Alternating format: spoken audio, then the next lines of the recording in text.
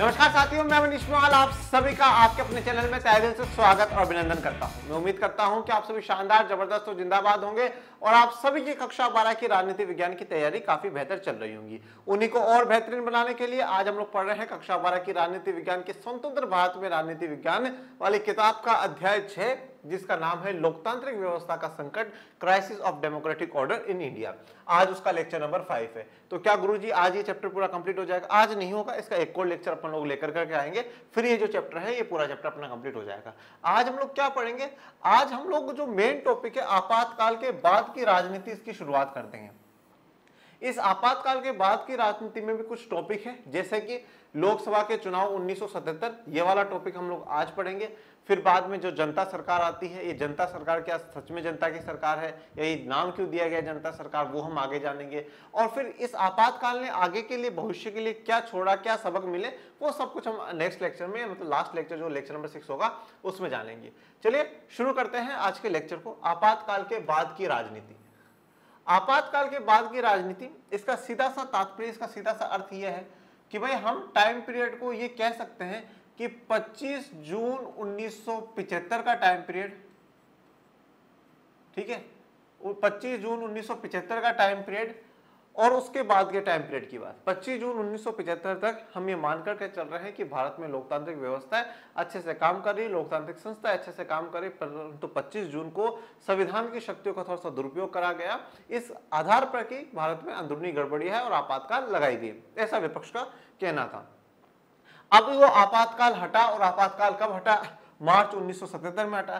तो अब हम यहाँ पे ये देखेंगे कि मार्च 1977 के बाद की कहानी क्या है। अभी तक आप लोगों ने जो पढ़ा वो इसके बीच का पढ़ा है।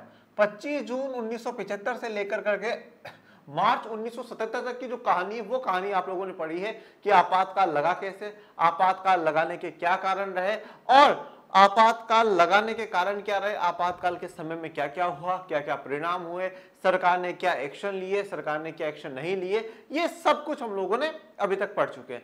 अब इस मार्च 1977 के बाद क्या क्या होने वाला है, उन घटनाओं पे पहले आप फोकस करिए। आपातकाल के बाद की राजनीति में सबसे पहला तो मार्च 1977 के बाद अगर कोई काम होगा तो वो क्या होंगे? वो होंगे, सबसे पहले होंगे लोकसभा के चुनाव।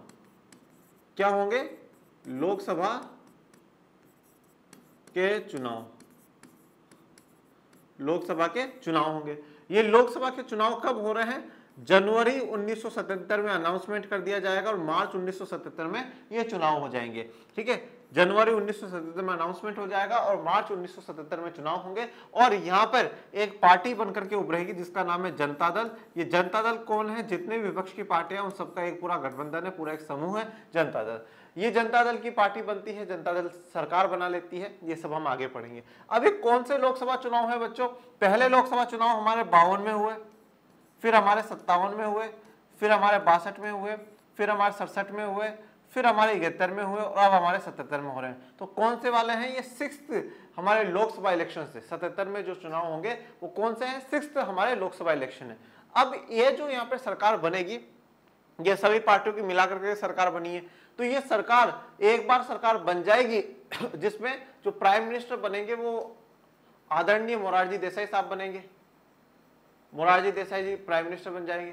परंतु ये सरकार 18 महीनों के बाद गिर जाती है और फिर कांग्रेस के समर्थन से ही क्या होता है, चौधरी चरण सिंह जी, जो किसानों के नेता के नाम से बड़े फेमस है, चौधरी चरण सिंह जी भारत के प्रधानमंत्री बनेंगे।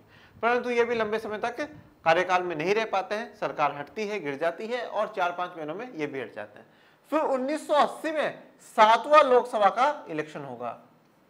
कब होगा? 1980 में। देखिए 3 साल के अंदर अंदर ही 30 वापस से चुनाव कराया जा रहा है। 1980 में होगा और फिर इंदिरा गांधी जी फिर से इन चुनाव में जीत जाएगी, 79-80 के चुनाव में जीत जाएगी और 84 तक उनका जो टाइम पीरियड है, जो कार्यकाल है, वो उनका चलेगा। तो सबसे पहला तो आपातकाल के बाद जो राजनीति होगी उसमें यह पॉइंट है कि लोकसभा के चुनाव की बात। इसके अलावा जब आपातकाल के बाद चुनाव का नतीजा आएगा तो यहाँ पे जो सरकार बन रही है वो जनता दल की बन रही है, इसलिए हम इसको क्या टॉपिक दे रहे हैं? जनता सरकार।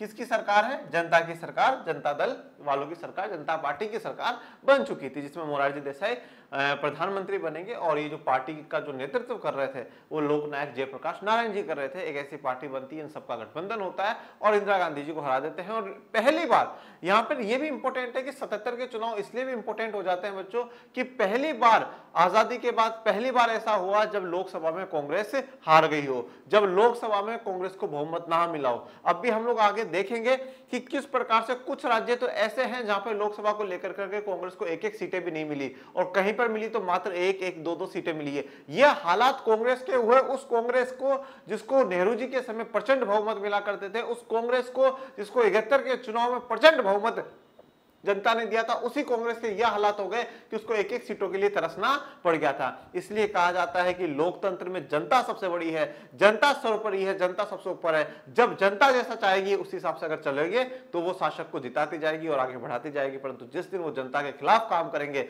जनता उनको हटा देगी, जो कि यहाँ पर होगा। जनता सरकार आई, जनता सरकार बनती है। अभी जब जनता सरकार आती है, इस जनता सरकार के आधे से ज्यादा जो नेता थे, ज्यादातर जो नेता थे, सारे के सारे नेता ऐसा थे जो इंदिरा गांधी जी के विपक्ष में थे, जिन्होंने आपातकाल के दौरान विरोध प्रदर्शन करे और इन सबको जेलों में डाल दिया गया था। तो और इन लोगों की सभी की नजर में क्या था कि एक आपातकाल शक्तियों का दुरुपयोग था, गलत करा इंदिरा गांधी जी ने। तो इसलिए ये लोग क्या करेंगे, यहां पर एक आयोग का गठन करेंगे। कब करेंगे? 28 मई 1977 28 मई 1977 को साहा कमीशन या साहा आयोग कहा जाएगा।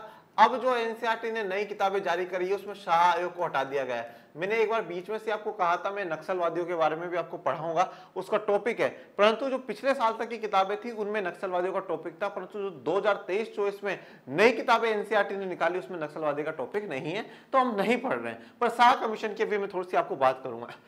ये साहा आयोग बनाया क्यों गया? साहा आयोग इसलिए बनाया गया कि भाई जो आपातकाल लगाया गया था आप उसकी जांच करो कि वो सही था या गलत था। उसकी जांच करने के लिए क्या करा गया? साहा आयोग बनाया गया। ये साहा आयोग कब बना? 28 मई 1977 को बना। ये साहा आयोग के अध्यक्ष कौन थे? साहा आयोग के अध्यक्ष थे जेसी साहा। जेसी साहा कौन थे? भारत के सुप्रीम कोर्ट के चीफ जस्टिस ऑफ इंडिया रह चुके हैं, पूर्व मुख्य न्यायाधीश रह चुके हैं, जो कि सुप्रीम कोर्ट से रिटायर हो चुके थे। मोरारजी देसाई ने इनको यही काम सौंपा कि भाई आप एक आयोग का गठन करते हैं आपकी अध्यक्षता में, जिसका काम क्या होगा, ये पता लगाना कि भैया आपातकाल सही था या गलत था। जेसी साहा जी की पूरी कमेटी ने इंदिरा गांधी जी से भी इंक्वायरी करी, जनता से भी इंक्वायरी करी, जो लोग जेलों में रहे उनसे भी इंक्वायरी करी, प्रशासन से भी इंक्वायरी करी, अधिकारियों से भी इंक्वायरी करी, सबसे इंक्वायरी उन्होंने करी। हाँ, यहाँ पर कहा जाता है कि इंदिरा गांधी जी ने इस इंक्वायरी को थोड़ा सा सपोर्ट नहीं करा था। उन्होंने जितना कॉपरेशन करना चाहिए था, जितना सहयोग करना चाहिए था, उन्होंने नहीं करा। जिन सवालों के जवाब पूछे गए थे उन सवालों के जवाब सही से इंदिरा गांधी जी ने नहीं दिए थे, ऐसा कहा जाता है। और साहा आयोग का यह मानना था कि भाई हमने सबसे इंक्वायरी करी है, जनता से भी हम कर रहे हैं, इंदिरा गांधी जी से भी हम कर रहे हैं, नेताओं से भी हमने करी है, हमने अधिकारियों से भी करी है, हम सबसे एक पूरी विस्तार से और विस्तृत में जानकारी लेकर के पता लगाना चाहते हैं कि क्या आपातकाल सही था या गलत था।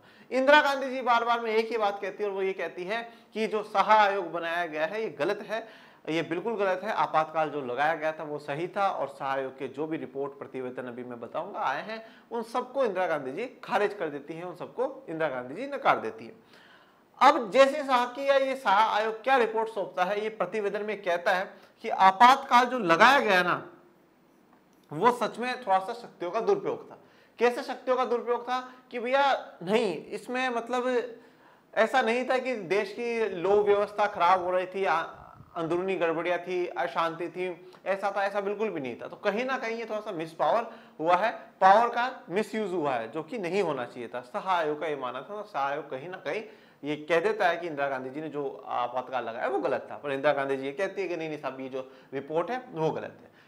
मोरारजी देसाई जी की सरकार सत्ता में बैठी हुई थी, सरकार ने ये सोचा कि भैया अब हम लोगों को क्या करना चाहिए, एक जितने भी लोगों पे केसेस चल रहे थे उन केसेस को सोल्व करने के लिए एक स्पेशल फास्ट ट्रैक कोर्ट हमें खोलना चाहिए, जो क्या हो जल्द से जल्द इन सारे मामलों की सुनवाई कर देगा। तो अब उसके लिए कोर्ट की पूरी तैयारियां हो चुकी थी कि भाई कोर्ट बनाया जाएगा और करा जाएगा, परंतु थोड़ी सी देरी हो चुकी थी। देरी क्यों? क्योंकि सरकार गिर चुकी थी। और जब सरकार गिरी और उसके बाद जब फिर इंदिरा गांधी जी की सरकार आती है तो इंदिरा गांधी जी इस पर फोकस नहीं करती, इस पर ध्यान नहीं देती है, ठीक है। और इस आपातकाल के दौरान में बहुत सी घटनाएं होती हैं, जो घटनाएं हमने पहले भी पढ़ी और थोड़ी बहुत हम आज भी देखेंगे। इस आपातकाल के बाद की राजनीति में और क्या होता है, जैसे कि अपन बात करें मंडल आयोग की बात करेंगे। मंडल आयोग क्या है? मंडल आयोग बेटा ओबीसी के आरक्षण से जुड़ा हुआ है, ठीक है ना। ओबीसी क्या है सर? ओबीसी जो जातियों का समूह है उनके आरक्षण से जुड़ा हुआ है, रिजर्वेशन से जुड़ा हुआ है। ये ओबीसी का आरक्षण आपने क्लास 9th की पॉलिटी में पढ़ा है। आरक्षण क्या है क्या नहीं ये हम कक्षा 11 में पढ़ चुके हैं। कहां पर? संविधान वाली किताब में भी पढ़ चुके हैं, और अफर्मेटिव एक्शन जो है, ठीक है, जो हमने राजनीतिक सिद्धांत वाली किताब है उसमें भी जिक्र करा है। तो मंडल आयोग ओबीसी आरक्षण एक बहुत बड़ा मुद्दा, उस पर क्या काम होता है वो बात आगे के चैप्टर में जानेंगे। इसके अलावा हम बात करेंगे बाबरी मस्जिद का डिमोलिशन। बाबरी मस्जिद को जो गिरा दिया जाता है 6 दिसंबर 1992 को, 6 दिसंबर 1992 को बाबरी मस्जिद को गिरा दिया जाता है। ये वाली जो घटना है ये भी हम लोग पढ़ेंगे, ठीक है। और फिर जो गठबंधन का दौर चल रहा है 89 से वो भी पढ़ेंगे, ठीक है। और फिर उसके बाद 2014 में प्रचंड बहुमत के साथ बीजेपी की सरकार आती है, ये सब भी पढ़ेंगे। ये जो यहाँ से टॉपिक्स है वो आगे के अध्याय में करेंगे, आगे के चैप्टर में करेंगे। अब आज आप लोग मुझे कमेंट बॉक्स में ये बात बताइएगा कि अब इस किताब के सिर्फ और सिर्फ 2 चैप्टर बाकी हैं, ठीक है। इस किताब के सिर्फ और सिर्फ 2 ही चैप्टर बाकी है।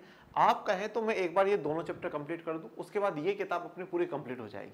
फिर क्या होगा, जैसे जैसे मुझे समय मिलता जाएगा मैं हर चैप्टर का 1 शॉट बना दूंगा। तो फिर क्या होगा, महीने में 2, महीने में 3 1 शॉट आपको इस किताब के मिलते जाएंगे। मतलब एक तरीके से फुल फ्लेज आपको किताब की तैयारी आपकी हो जाएगी। और अगर आप ये चाहते हो कि नहीं सर जी 6 चैप्टर आपने यहाँ से करा दिए हैं, अब आप प्लीज समकालीन विश्व राजनीति वाली किताब को उठा लो, तो आप मुझे वैसा बता दो, अपन वो कर लेंगे। पर मुझे थोड़ा सा जो बेहतर लगता है, मुझे ऐसा लगता है, ये मेरा पर्सनल ओपिनियन है, बाकी आप जो बताएंगे वैसा अपन करने को तैयार है। मुझे ऐसा लगता है कि उन 2 चैप्टर को नहीं छोड़ना चाहिए, क्योंकि थोड़ा बहुत कनेक्टिविटी है, थोड़ा सा लिंक है। अब यहाँ पे मंडल आयोग की, बाबरी मस्जिद की बात हो रही है, तो अगर हम इनको अभी कवर कर लेंगे तो ये पूरी किताब भी एक साथ हो जाएगी और टॉपिक्स हमारे सारे एक साथ कनेक्टेड रहेंगे, एक साथ जुड़े हुए रहेंगे। और उसके बाद मुझे भी क्या थोड़ा सा 1 शॉट बनाने में आसानी रहेगी कि हाँ भाई मेरी एक किताब पूरी हो चुकी है, मैं इस किताब के 1 शॉट्स पे फोकस करूं और इस किताब के लेक्चर्स पे फोकस करूं। नहीं तो मुझे भी क्या होता है, एक बार इस चैप्टर का 1 शॉट बनाओ तो पहले पूरा विश्व का ज्ञान दिमाग में फिर इकट्ठा करना पड़ता है, स्टोर करना पड़ता है, और फिर आप लोगों के पास रिलीज करना पड़ता है। फिर दूसरी किताब पर जाओ तो बहुत समस्या है। और आप भी कभी इस पे आओगे तो मुझसे ज्यादा दिक्कत आपको होगी, मुझे तो कोई दिक्कत नहीं, मैं तो वो भी पढ़ा दूंगा और ये भी पढ़ा दूंगा, ठीक है, दोनों ही पढ़ानी। तो आप आज मुझे कमेंट बॉक्स में बता दीजिएगा जो आप लोगों को उचित लगता है। चलिए अब थ्योरेटिकल पोर्शन पे आ जाते हैं। जैसे आपातकाल खत्म हुआ और लोकसभा के चुनाव की घोषणा हुई, वैसे ही आपातकाल का सबसे जरूरी और कीमती सबक राजव्यवस्था ने सीख लिया। देखिए अब जैसे ही आपातकाल खत्म होती है मार्च 1977 में, तो लोकसभा के चुनाव की घोषणा हो जाती है कि भैया लोकसभा के अब चुनाव करा दिए जाए। और आपातकाल का सबसे जरूरी और जो कीमती सबक था वो था राजव्यवस्था ने सीख लिया, ठीक है। राजव्यवस्था जो है, हमारा जो पॉलिटिक्स सिस्टम है उसमें सुधार किया, उसमें थोड़े से और बेहतर कदम उठाने की आवश्यकता थी। 1977 के चुनाव एक तरह से आपातकाल के अनुभवों के बारे में जनमत संग्रह थे।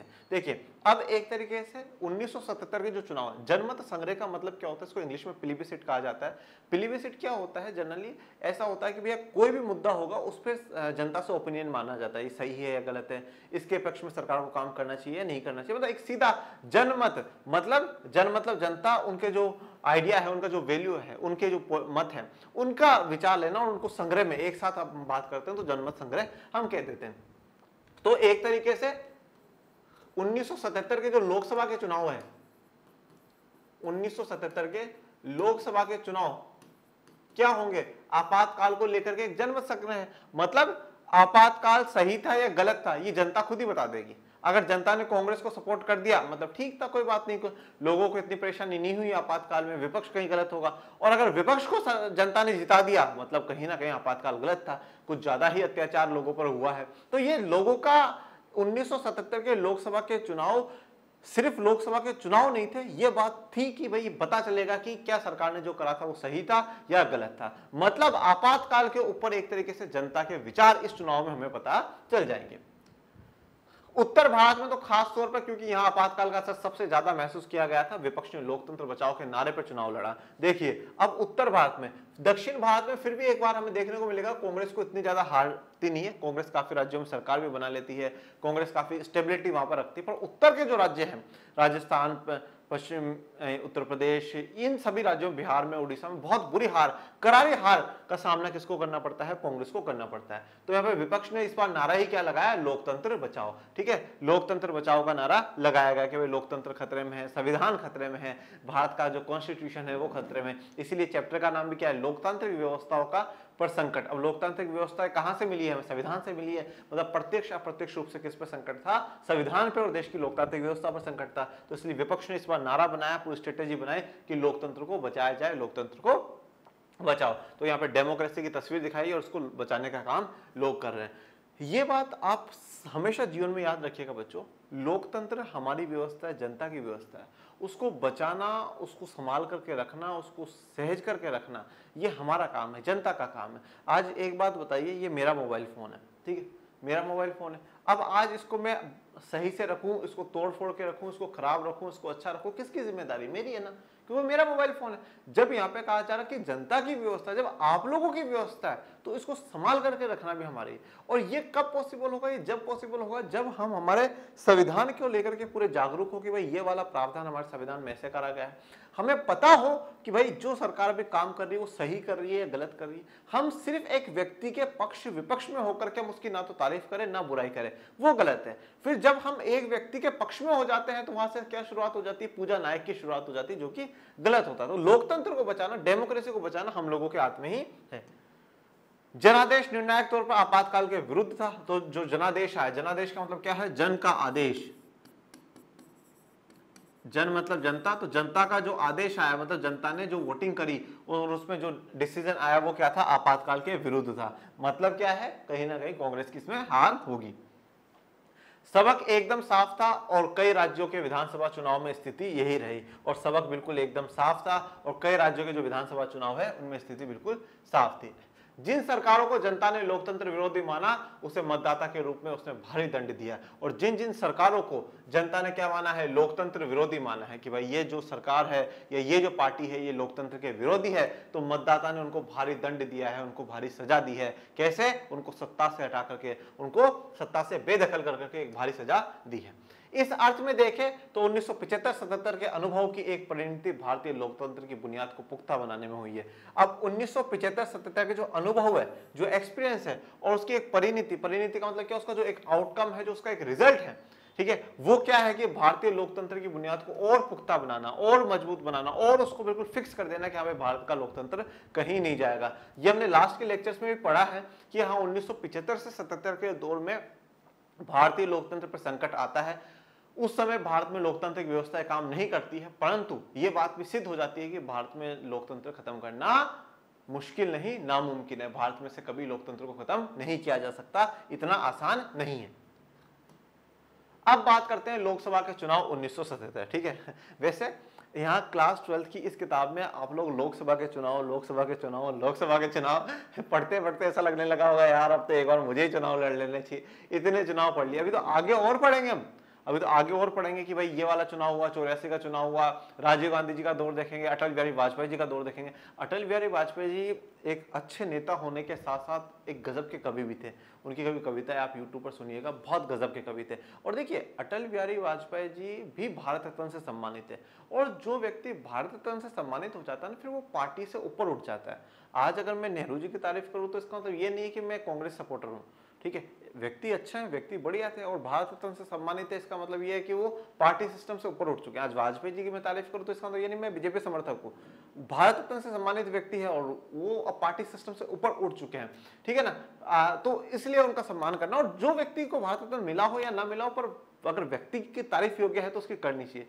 तो अटल बिहारी वाजपेयी जी की जो कविता है वो सच में बहुत गजब की कविता है, कभी सुननी चाहिए, मोटिवेशन वाली भी है और देश प्रेम वाली तो है ही। तो हम आगे के चैप्टर्स में अटल बिहारी वाजपेयी जी की बात करेंगे, राजीव गांधी जी की बात करेंगे, फिर मनमोहन सिंह जी का जिक्र करेंगे, जो कि मैं कहता हूं कि एक अच्छे भारत के अर्थशास्त्रियों में से एक रहे हैं, ठीक है, ऐसे हम जिक्र करेंगे। तो अभी तो आ जाइए लोकसभा के चुनाव 1977। 18 महीने के आपातकाल के बाद 1977 के जनवरी माह में सरकार ने चुनाव कराने का फैसला किया है। देखो अब 18 महीने के बाद, ठीक है, 18 महीने के बाद जनवरी माह में अब सरकार ने सोच लिया कि भैया अब चुनाव करा लेने चाहिए, अब चुनाव कराने का सही समय आ चुका है, तो चुनाव कराने का फैसला किया है। इसी के मुताबिक सभी नेताओं और राजनीतिक कार्यकर्ताओं को जेल से रिहा कर दिया गया, ठीक है। अगर इनको जेल में बंद करके चुनाव लड़ते तो फिर भी ये चुनाव किस बात के, फिर तो सच में ही लोकतंत्र नहीं लगता। तो यहाँ पे सरकार ने क्या करा कि भाई जितने भी नेता हैं उन सबको क्या कर दिया, रिहा कर दिया, उनको फ्री कर दिया। जिनको भी आपातकाल के दौरान पकड़ा था सरकार ने बोला आप सभी फ्री हैं, अब हम चुनाव लड़ेंगे। ये यहाँ पर मतदान की तस्वीर दिखाई गई है। 1977 के मार्च में चुनाव हुए। अब 1977 के मार्च में चुनाव हुए हैं। ऐसे में विपक्ष को चुनावी तैयारी का बड़ा कम समय मिला, लेकिन राजनीतिक बदलाव की गति बड़ी तेज थी। देखिए अब 1977 के मार्च में चुनाव हुए, ठीक है, जनवरी में ऐलान, जनवरी में सरकार फैसला करती है, लोगों को इनको रिहा करती है। तो ऑपोजिशन वालों के पास बहुत कम समय था कि भाई एक वो बहुत बड़ा प्लान कर सके, एक बहुत बड़ी तैयारियां कर सके। इतना समय उनके पास नहीं था, कम समय था। परंतु इस कम समय के बावजूद भी जो विपक्षी दल है इस बार बाजी मार जाएंगे।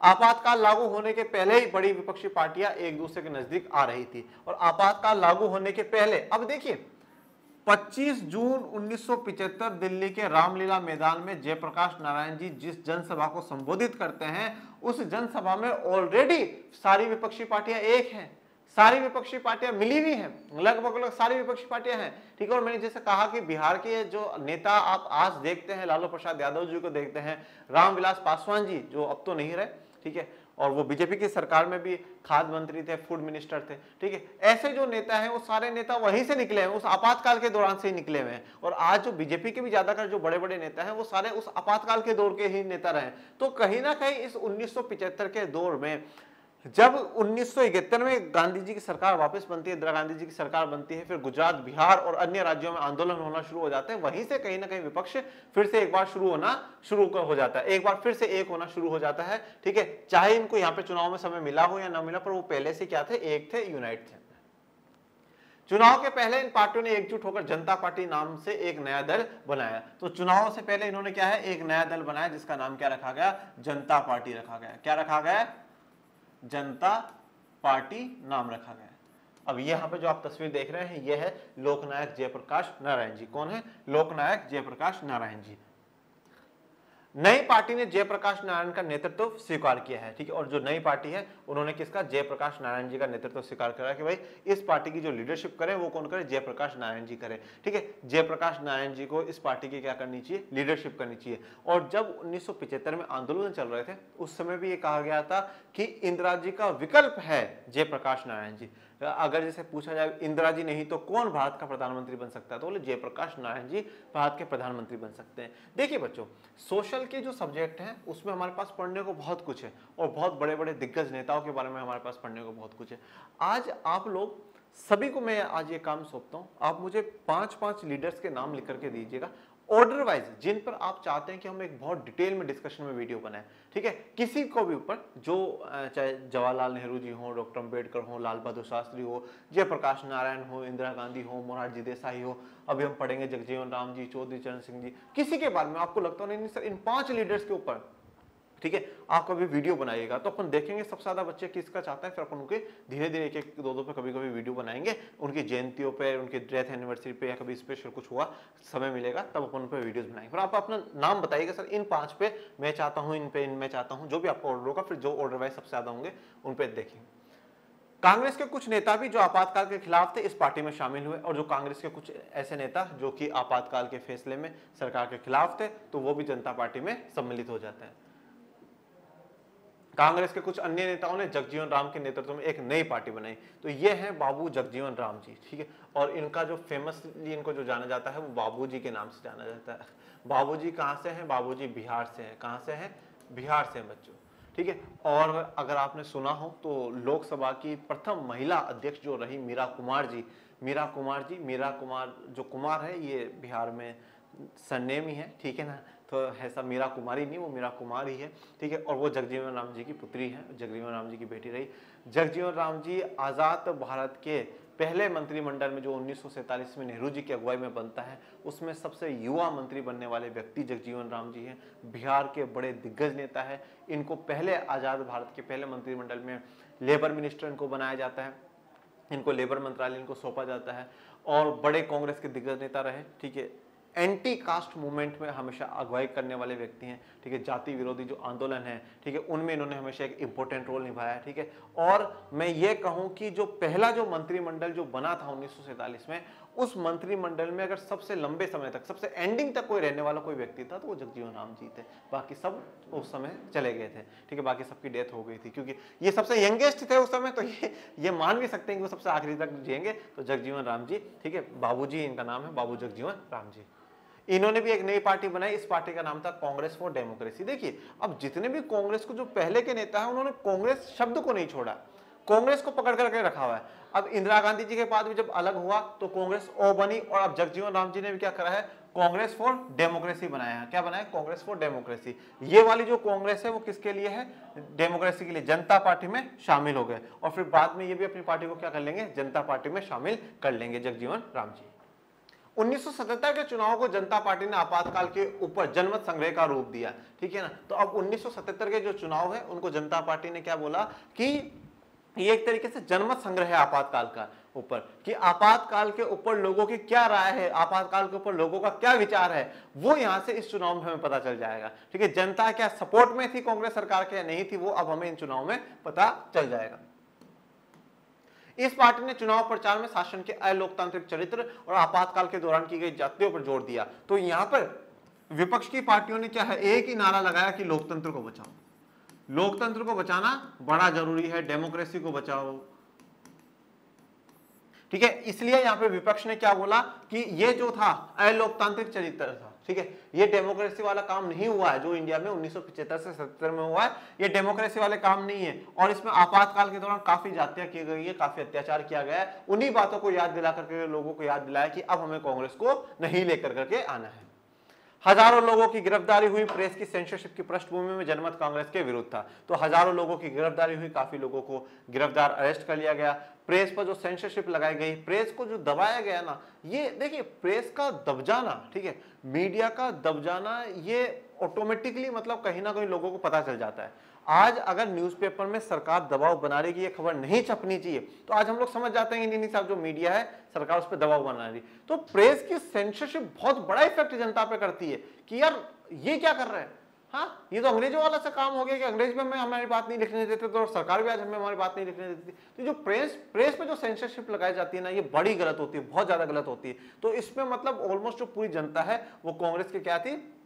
विरुद्ध थी। देखिए आज जो हम लोग बात करते हैं ना सोशल मीडिया, ठीक है, सोशल मीडिया का वैसे एक जो बेनिफिट है ना, वो अच्छा बेनिफिट बेटा ये है कि आज सोशल मीडिया में लोग अपने विचार खुद प्रकट कर सकते हैं, लोग अपने बता, ये बात सही है, ये गलत है, ठीक है। आज आपको देखा करो, आजकल कहीं पे कोई छोटी सी घटना होती है उसको कोई वीडियो बना करके डाल देता है, ठीक है, कोई वीडियो बना, किसी हॉस्पिटल में कोई व्यवस्था सही नहीं, वीडियो बना के डाल दिया, देखिए साहब मैं आज इस यहाँ के सरकारी हॉस्पिटल में खड़ा हूँ या मैं इस प्राइवेट हॉस्पिटल में खड़ा हूँ, यहाँ पे ये व्यवस्था इतना चार्जेस ले रहे हैं, वो वीडियो धीरे धीरे वायरल हो जाएगा, लोग देखने लग जाएंगे। तो वहाँ फिर मीडिया की जरूरत ही नहीं पड़ती, प्रेस वाले पहुंचो या नहीं पहुंचो, उसने खुद नहीं, व्यक्ति ने उस वीडियो को पॉपुलर कर दिया, या कहीं की कोई मुद्दा उठा करके डाल दिया तो वो मुद्दे उठ जाते हैं। तो सोशल मीडिया का एक अपना इंपोर्टेंस है। तो अगर आज कभी प्रेस पे सेंसरशिप लगाई जाए तो सोशल मीडिया पहला स्थान बनेगा जहां पे सरकार रोक लगाएगी। जनता पार्टी के गठन के कारण यह भी सुनिश्चित हो गया कि गैर कांग्रेसी वोट एक जगह ही पड़ेंगे।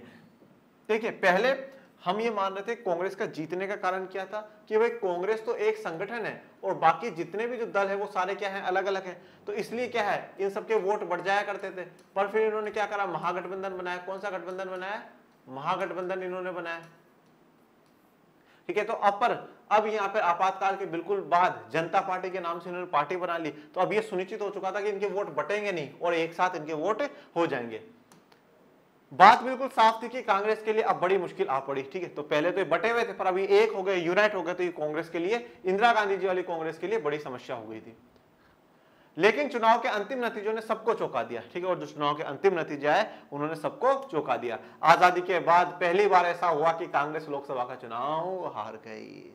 आजादी के बाद पहली बार ऐसा हुआ कि कांग्रेस लोकसभा का चुनाव हार गई। यहां से बहुत कुछ बातें हमें समझने को आती है। क्या आती है? पहली बात तो ये कि जनता लोकतंत्र में कल भी सुप्रीम थी, आज भी सुप्रीम है और आगे भी सुप्रीम रहेगी। ये बात हर नेता को, हर व्यक्ति को समझ लेनी चाहिए कि जनता सबसे पावरफुल है। अगर जनता के विरुद्ध जाकर के काम किया जाएगा तो आपका इतिहास कितना ही मजबूत ना क्यों रहा हो, वो पार्टी भी हार सकती है। कभी भी किसी भी नेता को सत्ता में आने के बाद ऐसा नहीं सोचना चाहिए कि नहीं भैया मैं ही सबसे ज्यादा पावरफुल हूं, अब हमें पार्टी डिफीट नहीं कर सकती। 47 से जो कांग्रेस लगातार जीतते आ रही थी, लगातार सत्ता पर बैठी हुई थी, वो कांग्रेस आज एक एक सीटों के लिए तरस चुकी थी। 1977 के चुनाव में राजस्थान हरियाणा में उनको एक एक सीट भी लोकसभा में नहीं मिलती, ये स्थिति हो चुकी थी। तो यहां से यह पता चल जाता है कि जनता सर्वोपरि है, जनता सबसे ऊपर है। दूसरी बात, लोकतंत्र को खत्म नहीं किया जा सकता, लोकतंत्र को खत्म नहीं किया जा सकता। अगर कोई सोचे कि नहीं साहब हम भारत में से लोकतंत्र को खत्म कर देंगे, तानाशाही शुरू हो जाएगी, कभी नहीं हो सकता ऐसा, ठीक है। लोकतंत्र यहां पे कायम रहेगा। और तीसरी बात, कोई भी हार सकता है, किसी की भी हार जीत हो सकती है, कभी भी हो सकती है, ठीक है। कोई भी जीत सकता है, कोई भी हार सकता है। कांग्रेस को लोकसभा के मात्र 154 सीटें मिली थी, उसे 35% से भी कम वोट हासिल हुए। अब सिर्फ और सिर्फ 154 सीटें मिली। ये वही कांग्रेस है बच्चों जिनको 352 सीटें मिला करती थी, आज वो कांग्रेस 154 पे आकर अटक गई थी। वही कांग्रेस है, इसको 48-48 52% मतदान हुआ करता था, आज वो कांग्रेस 35% वोटों पर आकर के रुक गई है। जनता पार्टी और उसके साथी दलों को लोकसभा की कुल 542 सीटों में से 330 सीटें मिली। अब टोटल 542 में से कितनी सीटें?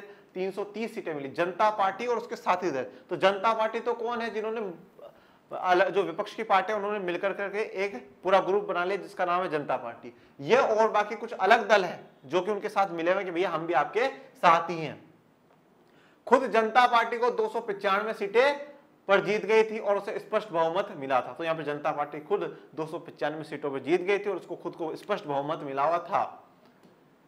उत्तर भारत में चुनावी माहौल कांग्रेस के एकदम खिलाफ था। क्यों? क्योंकि उत्तर भारत में क्या था, ज्यादा जातियां हुई, उत्तर भारत में ज्यादा अत्याचार देखने को मिले, उत्तर भारत में आपातकाल के जो प्रभाव है, वो नेगेटिव जो इफेक्ट्स हैं वो ज्यादा देखने को मिले हैं। कांग्रेस बिहार, उत्तर प्रदेश, दिल्ली, हरियाणा, पंजाब में एक भी सीट ना पा सकी। देखिए बिहार में, उत्तर प्रदेश में, दिल्ली में, हरियाणा में, पंजाब में एक भी सीट उन लोगों को नहीं मिल सकी। अब देखिएगा बिहार से क्यों भैया, बिहार से खुद भैया बिहार, गुजरात ही तो मुख्य आधार बने थे इन आंदोलनों का, और बिहार से जयप्रकाश नारायण जी, बाबू जगजीवन राम जी से बड़े बड़े नेता, दिग्गज नेता खड़े थे, ठीक है। उत्तर प्रदेश के बड़े बड़े नेता यहाँ शामिल है, दिल्ली, हरियाणा, पंजाब, इन पे एक भी सीट कांग्रेस नहीं जीत पाती है। राजस्थान और मध्य प्रदेश में उसे महज एक एक सीट मिली। इंदिरा गांधी रायबरेली से और उनके पुत्र संजय गांधी अमेठी से चुनाव हार गए, ठीक है। तो इंदिरा गांधी जी रायबरेली से चुनाव हार जाती है और उनके जो बेटे हैं वो अमेठी से चुनाव हार जाते हैं।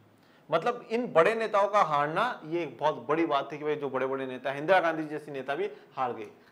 बहरहाल अगर आप चुनावी नतीजों के नक्शे पर नजर दौड़ाए तो पाएंगे कि कांग्रेस देश में हर जगह चुनाव नहीं आ रही थी। तो अब आपके बुक में एक मैप दे रखा है, आप उस मैप को देखिएगा, उसमें बता रखा है कांग्रेस कहां कहां जीती है, कहां कहां हारी है। तो सारी जगह कांग्रेस को हार का सामना नहीं करना पड़ा है। उत्तर भारत में बहुत बुरी हालत कांग्रेस की हुई, परंतु दक्षिण भारत में ऐसा नहीं हुआ है। महाराष्ट्र, गुजरात और उड़ीसा में उसने कई सीटों पर अपना कब्जा बरकरार रखा और दक्षिण भारत के राज्यों में तो एक तरह से उसकी चुनावी विजय का चक्का बेरोक टोक चलता था। तो महाराष्ट्र, गुजरात, उड़ीसा में उसने कई सीटों पर अपना कब्जा बरकरार रखा, तो काफी सीटें वो जीत गई थी। और दक्षिण भारत के जो ज्यादातर राज्य हैं वहां तो जो कांग्रेस का जो विजय का रथ चल रहा था, जो सिलसिला चल रहा था, वो चल ही रहा था, उसको कोई नहीं रोक पाया था, वो अभी भी वैसा का वैसा ही था। इसके कई कारण रहे। ऐसा क्यों भाई उत्तर में हार गए और दक्षिण में जीत गए, ऐसा क्या हुआ? पहली बात तो यह कि आपातकाल का प्रभाव हर राज्य पर एक समान नहीं पड़ा। तो सबसे इंपॉर्टेंट बात तो यह थी कि जो आपातकाल के जो प्रभाव थे, जो इफेक्ट थे, वो सारी जगह एक जैसे नहीं पड़े। कहीं पर ज्यादा उत्तर में ज्यादा अत्याचार हुआ, उत्तर में आपातकाल के जो प्रभाव थे वो ज्यादा देखने को मिले, दक्षिण में इतने नहीं देखने को मिले। तो इसलिए दक्षिण में कांग्रेस की जय जयकार चलती रहती है। लोगों को जबरन उजाड़ने और विस्थापित करने अथवा जबरन नसबंदी करने का काम ज्यादातर उत्तर भारत के राज्यों में हुआ था। लेकिन इससे भी ज्यादा महत्वपूर्ण बात यह थी कि उत्तर भारत में राजनीतिक प्रतिद्वंदिता की प्रकृति में दूरगामी बदलाव आए थे। देखिए अब लोगों को जबरन उजाड़ने, ठीक है, मतलब उनको विस्थापित करना, उनके मकानों को खाली करवाना, उस जगह से लोगों की जबरन नसबंदी करवा देना पुरुषों की, ठीक है। और ज्यादातर उत्तर भारत के जो राज्य हैं ये सब उन्हीं में हुआ है। लेकिन इससे भी ज्यादा इंपॉर्टेंट बात थी कि उत्तर भारत में राजनीतिक प्रतिद्वंदिता की प्रकृति में दूरगामी बदलाव आए थे। जो राजनीतिक प्रतिद्वंदिता है, पॉलिटिकल जो कंपटीशन, उसमें काफी बड़े बदलाव आ चुके थे। काफी पार्टियों का उदय हुआ, काफी पार्टियों का यूनिफिकेशन हुआ। ज्यादातर जो नेता विरोध में थे इंदिरा गांधी जी के, वो सारे के सारे उत्तरी भारत के थे, यूपी, बिहार, राजस्थान, इधर के ही नेता ज्यादा थे। उत्तर भारत का मध्य वर्ग कांग्रेस से दूर जाने लगा था और मध्य वर्ग के कई तबके जनता पार्टी को एक मंच के रूप में पाकर इससे आ जुड़े थे। जो उत्तर भारत का जो मध्य वर्ग है, ठीक है, वो कांग्रेस से दूर जाने लगा था और वो सब जनता पार्टी को एक आधार मानने लगे कि भाई अब हमारा भला कौन कर सकती है, जनता पार्टी ही कर सकती है। इस अर्थ में देखें तो 1977 के चुनाव सिर्फ आपातकाल की कथा नहीं कहते, बल्कि इसके आगे की भी कुछ बातों का संकेत करते हैं। तो 1977 के चुनाव सिर्फ और सिर्फ हमें आपातकाल का नहीं बताते, आपातकाल के आगे की भी घटना हम लोगों को बताते हैं, आपातकाल के आगे की कहानी भी हमें सुनाते हैं। आपातकाल की आगे की क्या कहानी है, ठीक है, जनता सरकार का क्या शासन होता है और उसके बाद ये आपातकाल विरासत में क्या छोड़ करके जाती है, ये सब कुछ हम आगे पढ़ेंगे। परंतु अभी लेक्चर खत्म हुआ नहीं है, अभी कुछ विशेष थोड़ा सा पढ़ लेते हैं। हम बात कर लेते हैं जगजीवन राम जी की। जगजीवन राम जी 1908 से लेकर के 1986 तक भारत की राजनीति में एक विशेष योगदान इन्होंने दिया है। स्वतंत्रता सेनानी रहे हैं और बिहार के कांग्रेसी नेता रहे हैं। 1977 से लेकर के 79 के बीच भारत के उप प्रधानमंत्री, संविधान सभा के सदस्य, 1952 से मृत्यु उपरांत सांसद। देखिए अब देखिए 1977 से 79 जब मोरारजी देसाई प्राइम मिनिस्टर है, उस समय ये क्या है, उप प्रधानमंत्री। ये क्या है, उप प्रधानमंत्री। तो 77 से 1979 तक डिप्टी प्राइम मिनिस्टर रहे हैं। और ये बात भी ध्यान रखिएगा 1971 में जब पाकिस्तान से लड़ाई हो रही होती है, ये रक्षा मंत्री थे, डिफेंस मिनिस्टर थे बेटा, ये रक्षा मंत्री थे। और जब 67 के दौर में हरित क्रांति की बात हो रही थी, तब इनके हाथ में एग्रीकल्चर सेक्टर था, ठीक है, कृषि मंत्रालय इन्होंने संभाल रखा था। मतलब बहुत बड़ा योगदान भारत का इनका बड़ा योगदान भारत को आगे ले जाने में है। और 1952 से लेकर करके जब तक उनकी डेथ हो जाती है 1986 तक, तब तक ये क्या रहते हैं, सांसद रहते हैं। मतलब 1952 में लोकसभा राज्यसभा में घुसे और उसके बाद जब तक डेथ नहीं हुई तब तक चलते ही रहे, कभी बाहर नहीं आए, मतलब हमेशा सांसद तो बन के ही रहे। स्वतंत्र भारत के पहले मंत्रिमंडल में श्रम मंत्री बने, लेबर मिनिस्टर बने। 1952 से 77 के बीच अनेक मंत्रालयों की जिम्मेदारी, बहुत से मंत्रालय, अलग अलग मंत्रालय इन्होंने संभाले। विद्वान और कुशल प्रशासक थे, ठीक है, काफी इंटेलिजेंट, काफी डेडिकेटेड पर्सन थे बाबू जगजीवन राम जी। तो सलाम आपको, नमस्कार। चलिए और आगे है चौधरी चरण सिंह जी का 1902 से लेकर के 1987 तक। जुलाई 1979 से जनवरी 1980 के बीच भारत के प्रधानमंत्री रहे। जो मैंने कहा कि मोरारजी देसाई की सरकार गिर जाएगी और फिर चौधरी चरण सिंह जी की सरकार बनेगी, इनके बारे में भी हम नेक्स्ट लेक्चर में और पढ़ेंगे। स्वतंत्रता सेनानी है, उत्तर प्रदेश की राजनीति में ज्यादा एक्टिव रोल इन्होंने निभाया। ग्रामीण और कृषि विकास के समर्थक रहे हैं, ठीक है, इसलिए इनको किसानों का नेता भी कहा जाता है। कांग्रेस छोड़ी और 69 में भारतीय क्रांति दल का इन्होंने गठन करा है। उत्तर प्रदेश में 2 बार ये मुख्यमंत्री रह चुके हैं। बाद में 1977 में जनता पार्टी के संस्थापकों में से एक है, तो इन्होंने 1977 में जनता पार्टी को स्थापित करने में एक बड़ी भूमिका निभाई है। उप प्रधानमंत्री और गृह मंत्री 77 से 79 तक के दौर में, और फिर बाद में लोकदल के संस्थापक भी हैं। चौधरी चरण सिंह जी को भी हमारा नमस्कार। चलिए तो आज की क्लास को यहीं विराम देते हैं और जो बाकी के टॉपिक्स हैं वो हम लोग नेक्स्ट लेक्चर में जानेंगे। आपका कोई डाउट हो तो कमेंट बॉक्स में मेंशन करिएगा और कैसा लगा आज का लेक्चर वो भी बताइएगा। और मेरे प्यारे बच्चों, अपने चैनल को ज्यादा से ज्यादा लाइक शेयर सब्सक्राइब करें, पढ़ते रहे, आगे बढ़ते रहे। मिलेंगे नेक्स्ट लेक्चर में, तब तक के लिए थैंक यू सो मच। जय हिंद, जय भारत।